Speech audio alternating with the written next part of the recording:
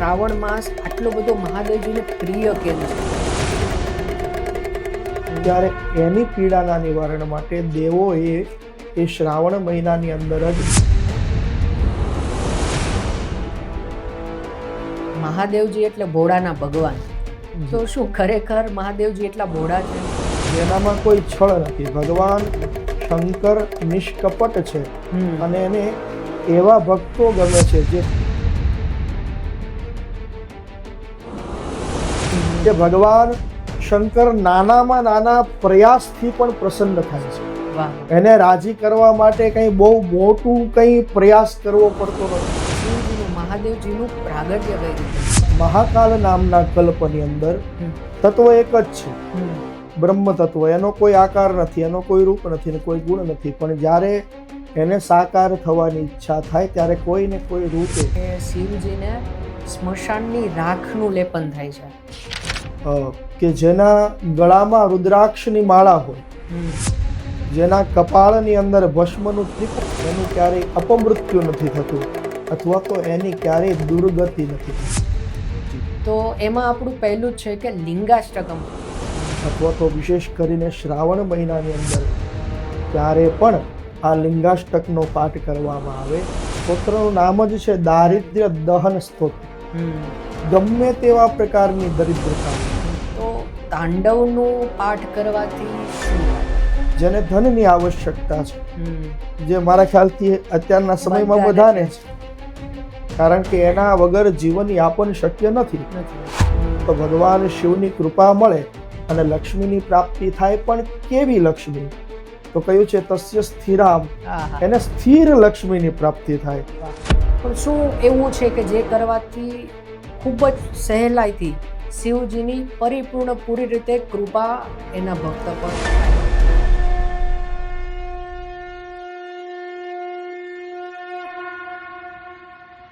કહેવાય છે કે વર્ષના 12 મહિના મનુષ્ય ભલે ગમે ત્યાં ભટકે, પણ જ્યારે શ્રાવણ માસની શરૂઆત થઈ ને ત્યારે આખા બ્રહ્માંડની સમગ્ર ઉર્જા સાક્ષાત ભોળાનાથના શરણોમાં આવીને લીન થઈ જાય છે. શ્રાવણ માસ એટલે ઉપવાસ કે માત્ર મેળાઓનો તહેવાર નથી. શ્રાવણ એટલે શિવ તત્વને ઓળખવાનો, મંત્રો અને સ્તોત્રોની શક્તિથી પોતાના જીવનને બદલવાનો પરમ પવિત્ર સમય એટલે શ્રાવણ માસ. પણ આ શ્રાવણ મહિનામાં શિવજીની વિશેષ કૃપા પ્રાપ્ત કરવા શું કરવું? કયા મંત્રો અને સ્તોત્રોનો પાઠ કરવો? એવું તો શું કરવાથી ઘરમાં સુખ, શાંતિ અને સમૃદ્ધિ આવે? આ બધી જ વાતો આજના આપણા આ એપિસોડમાં કરીશું. શ્રાવણ માસના સાચા મહિમાને આપણી સમક્ષ રજૂ કરવા માટે આજે દેવજય શો પર ઉપસ્થિત છે શાસ્ત્રોના પરમ જ્ઞાતા, પ્રખર વક્તા અને કર્મકાંડના ઊંડા અભ્યાસુ પૂજ્ય શ્રી આશીષભાઈ જાની. ફરી શાસ્ત્રીજી, આપનું ખૂબ ખૂબ હાર્દિક સ્વાગત છે આપણા આજના આ પોડકાસ્ટમાં. ઓમ નમઃ શિવાય. શાસ્ત્રીજી, ઓમ નમઃ શિવાય. દેવભાઈ, આપણે શરૂઆત જ ત્યાંથી કરીએ કે શ્રાવણ માસ આટલો બધો મહાદેવજીને પ્રિય કેમ છે? એની પાછળ ઘણા બધા કારણો છે.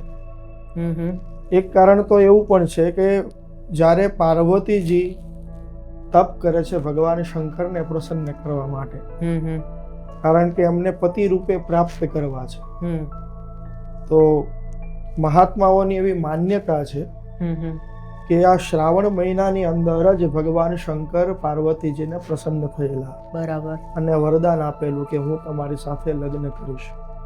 એક કારણ એ પણ છે. એક કારણ સમુદ્ર મંથનની કથા સાથે જોડાયેલું છે કે જે સમુદ્ર મંથન થયું છે એ શ્રાવણ માસની અંદર થયું.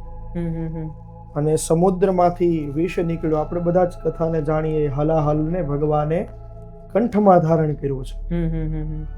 પણ એના કારણે ભગવાન શંકરના શરીરની અંદર તાપ લાગ્યો છે, પીડા થાય છે. અને એ પીડાના નિવારણ માટે જો બહાર કાઢે તો સંસારનો નાશ થાય, અંદર ઉતારે તો અંદર જે બ્રહ્માંડો છે એનો નાશ થાય. એટલે કંઠમાં ધારણ કર્યું. અને પછી એ કલ્યાણની ભાવનાથી જ્યારે નીલકંઠ કહેવાના, ત્યારે એની પીડાના નિવારણ માટે દેવોએ એ શ્રાવણ મહિનાની અંદર જ ગંગાજળ અને દિવ્ય સમુદ્રના જળથી, વિશેષ તીર્થોના જળથી ભગવાન શિવ ઉપર અભિષેક કર્યો હતો, જેથી એમને વિશેષ શીતળતાની પ્રાપ્તિ થાય. એટલા માટે પણ ભગવાન શંકરને શ્રાવણ મહિનો પ્રિય છે. વાહ વાહ, બરાબર.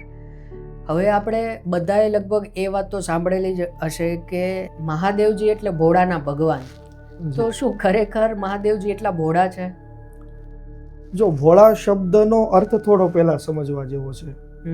ભોળા એટલે અજ્ઞાની નહીં.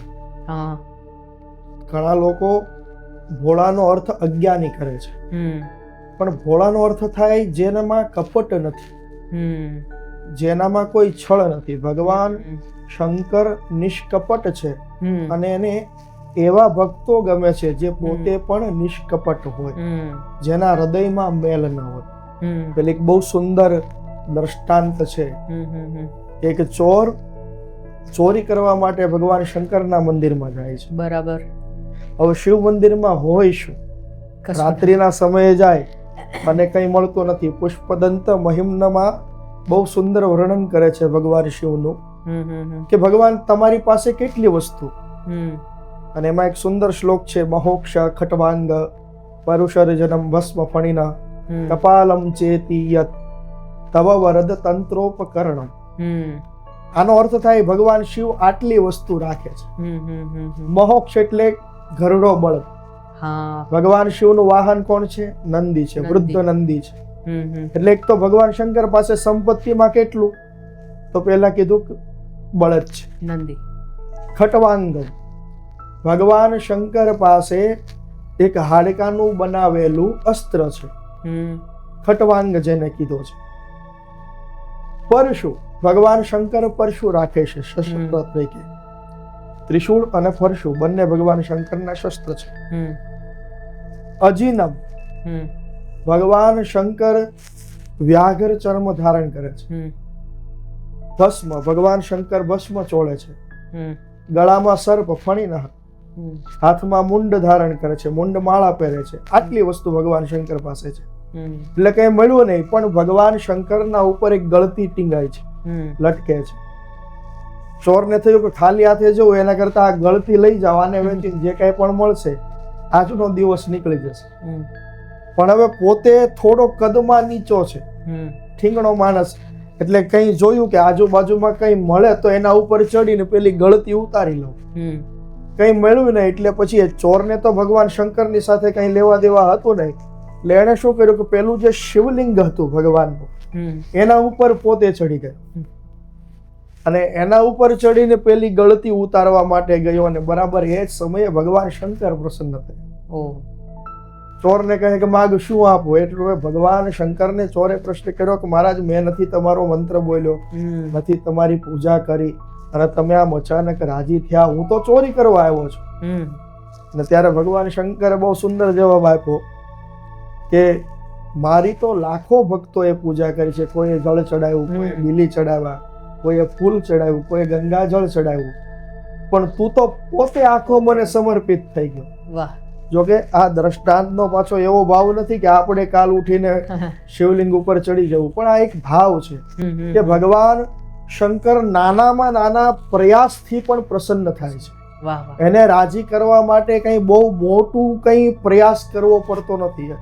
અને એટલા માટે જ એનું એક નામ છે આશુતોષ. આશુહુ તુષ્યતિ ઇતિ આશુતોષ. જે જલ્દીથી રાજી થાય એ ભગવાન શંકર છે. અને એટલા માટે કહેવાય છે કે ભોળાનાથ, ભોળાના ભગવાન છે.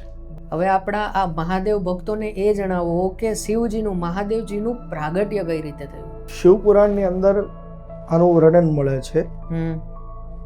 આપણે ત્યાં ઘણા બધા કલ્પો છે. એમાં મહાદેવ નામના, મહાકાલ નામના કલ્પની અંદર તત્વ એક જ છે, બ્રહ્મ તત્વ. એનો કોઈ આકાર નથી, એનો કોઈ રૂપ નથી ને કોઈ ગુણ નથી. પણ જ્યારે એને સાકાર થવાની ઈચ્છા થાય ત્યારે કોઈ ને કોઈ રૂપે એ પ્રથમ પ્રગટ થાય છે. અને એ જ તત્વ મહાકાલ કલ્પની અંદર મહાદેવ સ્વરૂપે પ્રગટ થયા છે. શિવજી અજન્મા છે, અને એટલા માટે જ પુષ્પદંતે પણ કહ્યું અજન્માનો લોકા. એનો કોઈ આદિ નથી અને એનો કોઈ અંત નથી, પણ શિવજી પ્રગટ્યા છે. જેમ દૂધમાં માખણ રહેલું છે પણ એનું મંથન કરવાથી માખણ પ્રગટ થાય, એમ ઈશ્વર શિવ તત્વ સર્વત્ર વ્યાપક છે. પણ એને જ્યારે ઈચ્છા થાય કે હું પ્રગટું ત્યારે એ ત્યાં પ્રગટ છે. બરાબર છે. વાહ વાહ, અદ્ભુત. આપણે બધા જાણીએ છીએ કે ઉજ્જૈનની અંદર ભગવાન શિવને ભસ્મ લેપન થાય છે. બધા લોકોને ખબર છે, ઘણા લોકો એવું પણ કહે છે કે શિવજીને સ્મશાનની રાખનું લેપન થાય છે. એની પાછળ શું તથ્ય છુપાયેલું છે? ભગવાન શંકર ભસ્મ ધારણ કરે છે એનું એક કારણ એવું છે કે ભસ્મ છે એ વૈરાગ્યનું પ્રતીક છે અને ભસ્મને કામનાશક કહી છે, કામનો નાશ કરનારી છે.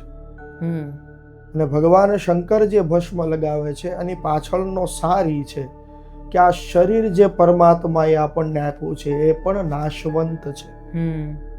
આ શરીરનો છેલ્લો અંજામ તો માટી થવાનો, ભસ્મ થવાનો જ છે.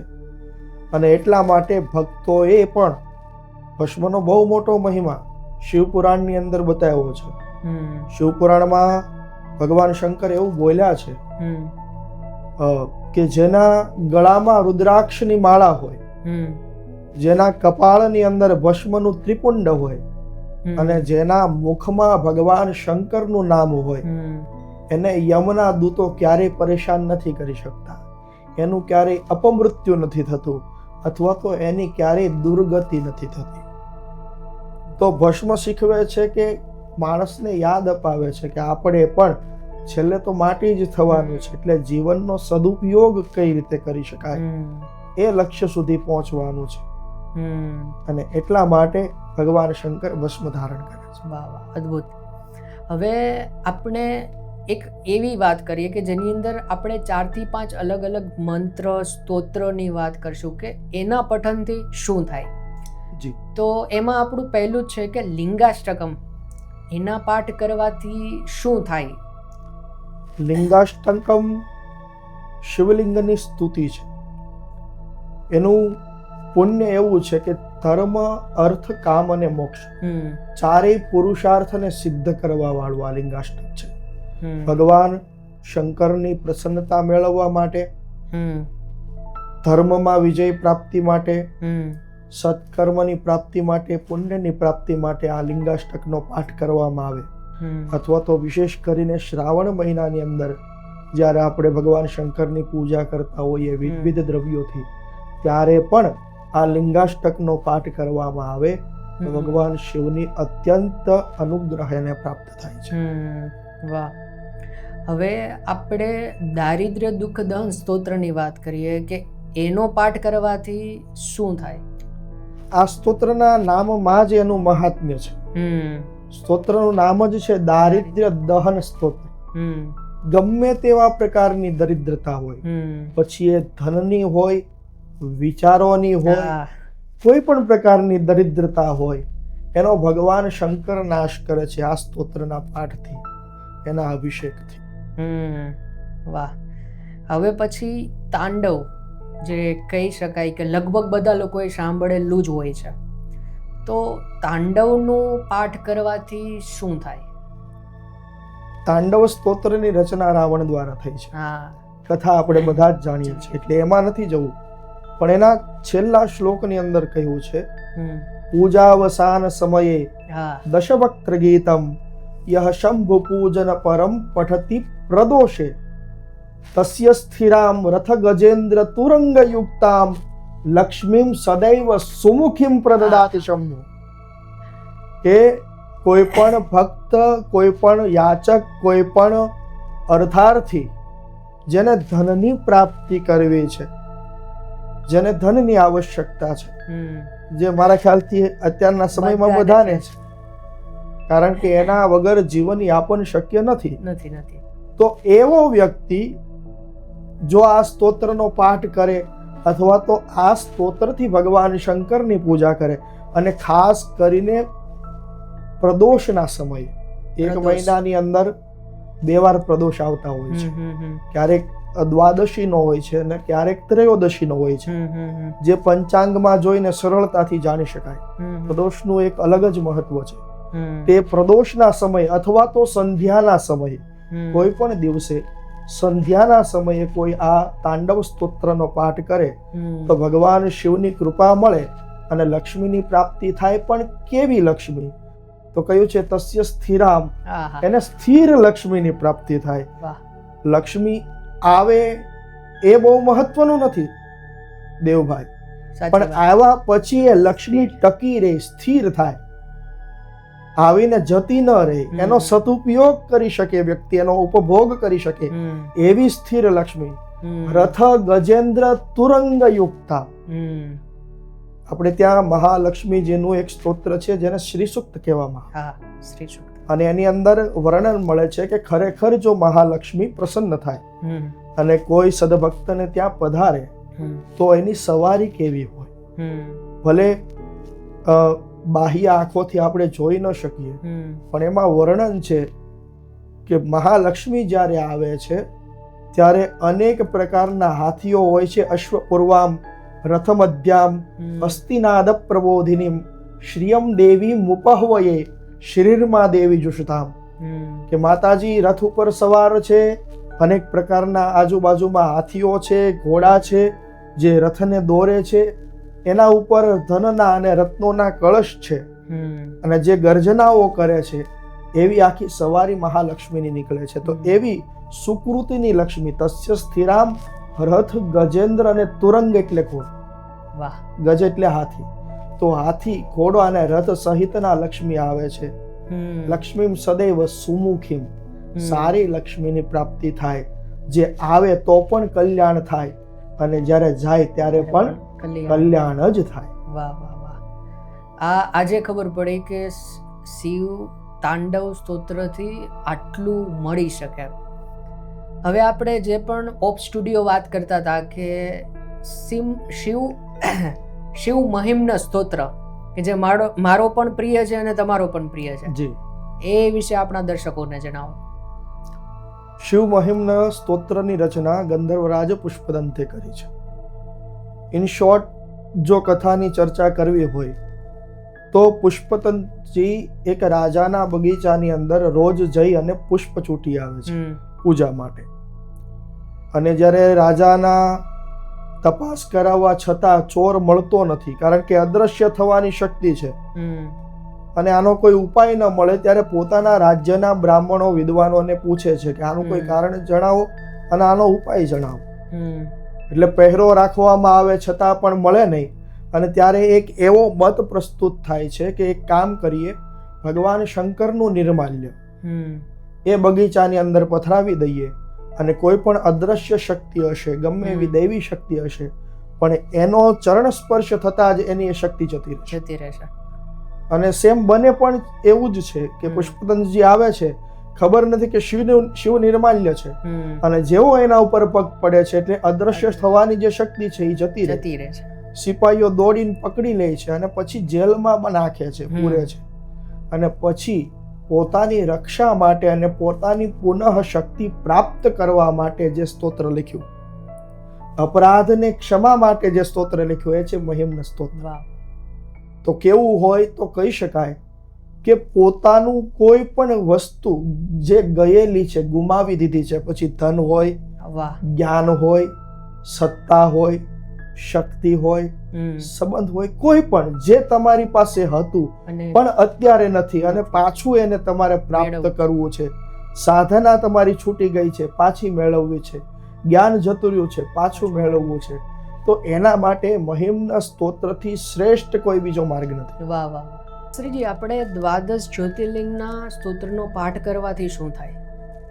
દ્વાદશ જ્યોતિર્લિંગ સ્તોત્રના પાઠથી એક તો પાપનો નાશ બતાવ્યો છે, જાણતા અથવા તો અજાણતા થયેલા પાપોનો નાશ થાય છે. એમાં જ સ્પષ્ટ ઉલ્લેખ છે કે સપ્ત જન્મ કૃતમ પાપમ સ્મરણેન વિનશ્યતિ, સ્મરણ માત્રથી નાશ પામે છે. અને બીજો ફાયદો એ છે કે ભારત વર્ષની અંદર જે 12 જ્યોતિર્લિંગો આવેલા છે, એ 12 નું સ્મરણ એક જ સ્તોત્રની અંદર થઈ જાય છે. બરાબર. એટલે ભગવાન શિવની પરમ કૃપા મળે છે, પાપનો નાશ થાય છે, અને બધા જ જ્યોતિર્લિંગોનું સ્મરણ થાય છે. વાહ. હવે લગભગ બધા લોકો એ જાણે છે કે રુદ્રાક્ષ એટલે શિવજીને કનેક્ટેડ, શિવજી એટલે કે રુદ્રાક્ષ. તો એક્ઝેક્ટ રુદ્રાક્ષની શું કથા છે? રુદ્રાક્ષની ઉત્પત્તિ ભગવાન શંકરના અશ્રુબિંદુમાંથી થયેલી છે. શિવપુરાણમાં કથા છે કે લાંબા કાળ સુધી જ્યારે ભગવાન શંકર તપ કરી અને આંખો ખોલે છે એ સમયે તપના શ્રમના કારણે એમના આંખોમાંથી અશ્રુઓ પડે છે, બિંદુઓ પડે છે, અને એ બિંદુઓ જે જગ્યાએ પડે છે એમાંથી એ વૃક્ષ રુદ્રાક્ષનું ઉત્પન્ન થાય છે. રુદ્રના અક્ષ એટલા માટે કહેવાયું રુદ્રાક્ષ. 1 થી 14 મુખી સુધીના રુદ્રાક્ષોનું વર્ણન છે. બધા જ રુદ્રાક્ષોનું અલગ અલગ મહત્વ છે અને બધા જ રુદ્રાક્ષોને અલગ અલગ રૂપ માનવામાં આવ્યા છે. કોઈ ભગવાન શંકરનું રૂપ છે, કોઈ લક્ષ્મી નારાયણ, કોઈ ગૌરી ગણેશ, કોઈ રુદ્રાક્ષ ધારણ કરવાથી મોક્ષની પ્રાપ્તિ બતાવી છે, કોઈથી વિજય મળે છે, કોઈથી લક્ષ્મી મળે છે. એ આખી એક જુદી કથા છે. વાહ. હવે રુદ્રાક્ષની વાત કરી, હવે બીલીપત્રની વાત કરીએ કે લગભગ બધા એ પણ જાણે છે કે શિવજીને બીલીપત્ર અતિ પ્રિય છે, તો એના વિશે જણાવો. બીલીપત્રની પણ ખૂબ જ રોચક કથા છે. એકવાર જ્યારે લક્ષ્મીજી અને ભગવાન વિષ્ણુ વચ્ચે થોડો મીઠો ઝઘડો થાય છે ત્યારે લક્ષ્મીજી તપ કરે છે ભગવાન શંકરનું, અને જ્યારે એ પ્રસન્ન નથી થતા પરીક્ષા કરવા માટે ત્યારે લક્ષ્મીજી પોતાના અંગને કાપી અને ચડાવે છે ભગવાન શિવ પર, અને એમાંથી બીલીપત્રની ઉત્પત્તિ બતાવે છે. ભગવાન શંકર પ્રસન્ન થાય અને આશીર્વાદ આપે છે ને તેમાંથી બીલી જન્મે છે, બીલી ઉત્પન્ન થાય. બીલીની પ્રકૃતિ ઠંડી છે. આપણે હમણાં જ ચર્ચા કરી કે જ્યારે ભગવાન શંકરે વિષપાન કર્યું તો એની અગ્નિથી એની બળતરાને શાંત કરવા માટે બીલી ચડાવવામાં આવે છે. એટલે બીલીની પ્રકૃતિ ઠંડી હોવાથી ભગવાન શંકરને અતિ આરામ મળે છે, ગમે છે, એટલે પણ પસંદ છે. અને બીલી ચડાવવાથી, કારણ કે લક્ષ્મીમાંથી ઉત્પન્ન થયું છે એટલે બીલી ચડાવવાથી લક્ષ્મીની પણ પ્રાપ્તિ થાય છે. બીલીનો યજ્ઞ કરવાથી પણ લક્ષ્મીની પ્રાપ્તિ થાય છે. શિવપુરાણમાં તો એવું લખ્યું છે કે કોઈ બીલીના વૃક્ષની નીચે તમે દીપ દાન કરો, દીવો પ્રગટ કરો સંધ્યાના સમયે, બ્રાહ્મણને ભોજન કરાવો, એમાં પણ ખીર અથવા તો મધનું ભોજન કરાવો તો પણ એનું અનંત ગણું પુણ્ય પ્રાપ્ત થાય છે. બીલી એ સાક્ષાત ભગવાન શંકરનું જ સ્વરૂપ છે એવું શિવપુરાણ કહે છે. વાહ. હવે આપણા આ પોડકાસ્ટનો અંતિમ પડાવ, એમાંનો અંતિમ પ્રશ્ન કે શ્રાવણ મહિનામાં શિવજીને પ્રસન્ન કરવા માટે ઘણા બધા લોકો કરે જ છે, પણ શું એવું છે કે જે કરવાથી ખૂબ જ સહેલાઈથી શિવજીની પૂરી રીતે કૃપા એના ભક્ત પર થાય? જો ભગવાન શંકરને પ્રસન્ન કરવા માટે વિવિધ દ્રવ્યો ભક્તો ચડાવતા હોય છે પોતપોતાની શક્તિ અને શ્રદ્ધા અનુસાર. કોઈ જળ ચડાવે, કોઈ બીલીપત્ર, કોઈ ભસ્મ, કોઈ ચંદન, પંચામૃતથી સ્નાન થાય છે. ભગવાન શંકરના એક શ્લોક બહુ સુંદર છે, મને ગમે છે, આપણે બધા જ લગભગ જાણીએ છીએ, કર્પૂર ગૌરમ કરુણાવતારમ. ભગવાન શંકર છે ને કરુણાના અવતાર છે. તો એ પદાર્થ નથી જોતા પણ ભક્તના ભાવને સ્વીકારે છે, ભાવને જોવે છે. એટલે ભાવથી કદાચ તમે ખાલી કોઈ મંત્ર ના આવડે, સ્તોત્ર ઘણા બધા છે, અષ્ટાધ્યાયી રુદ્રીનો પાઠ કરો ઉત્તમ છે, મહિમના આદિ સ્તોત્રનો પાઠ કરો ઉત્તમ છે, પણ કાંઈ ના આવડે તો કીધું છે જલધારા પ્રિયો શિવ. ખાલી ઓમ નમઃ શિવાય બોલીને કોઈ ભક્ત એક લોટો ભગવાન શંકરની ઉપર ચડાવે અને ભાવથી ચડાવે તો ભગવાન રાજી થાય છે. ખૂબ ખૂબ ધન્યવાદ શાસ્ત્રીજી. ઓમ નમઃ શિવાય. ઓમ નમઃ શિવાય. ધન્યવાદ.